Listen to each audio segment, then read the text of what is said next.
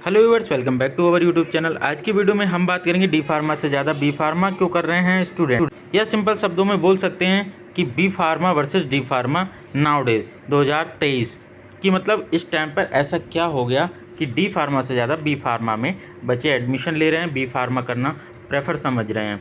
तो चलिए वीडियो को शुरू करते हैं। मैं सारे पॉइंट्स आपको बारी बारी से बताऊँगा, तो आपको बारी बारी से सब चीज़ें समझनी है, सुननी है, देखनी है। तो चलिए वीडियो शुरू करते हैं। जैसे कि आपको पता है डी फार्मा में एग्जिट एग्ज़ाम भी आ गया है और बी फार्मा में ऐसा कुछ भी नहीं है। डी फार्मा करने के लिए आपको जॉइंट एंट्रेंस एग्ज़ाम देना होगा, जबकि बी फार्मा करने के लिए आपको ऐसा कुछ नहीं है। आप प्राइवेट कॉलेज से डायरेक्ट उसमें एडमिशन ले सकते हैं। डी फार्मा करके आपके पास एक जो है डिप्लोमा ही रहेगा, जबकि आप अगर बी फार्मा करते हैं तो आप किसी कॉलेज में भी जो है एज ए टीचर पढ़ा सकते हैं और आप टीचिंग वहाँ पर कर सकते हैं।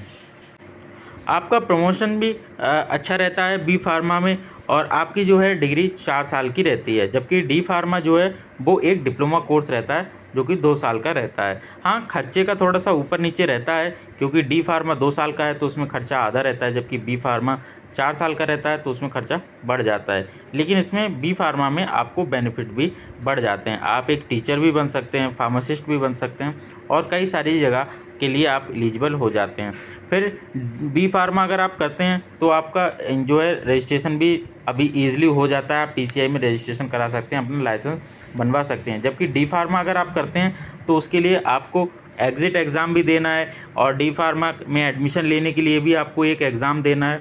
तो डी फार्मा जो है वो मुश्किलों से घिरता जा रहा है, और आने वाले दिनों में डी फार्मा में एज का भी रूल आने वाला है, एज रिस्ट्रिक्शन रूल भी आने वाला है, जबकि बी फार्मा में ऐसा कुछ भी नहीं है।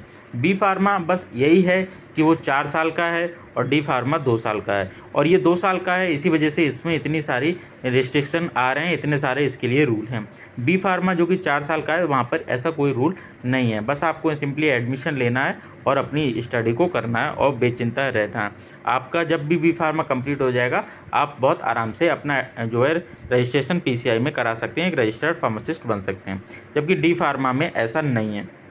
डी फार्मा में एडमिशन लेने से लेकर पीसीआई में रजिस्ट्रेशन तक मुश्किलें आती जा रही हैं। अब आप देख ही रहे होंगे, सबसे पहले एग्ज़िट एग्ज़ाम आया, एग्ज़िट एग्ज़ाम के बाद में अब ये उसके लिए एंट्रेंस एग्ज़ाम भी रख दिया कि मतलब अगर आपको डी फार्मा में एडमिशन लेना है तब भी आपको एक एग्ज़ाम देना होगा। अगर आप उसमें क्लियर होते हैं तभी आपको जो है एडमिशन मिलेगा, जबकि बी फार्मा में ऐसा नहीं है।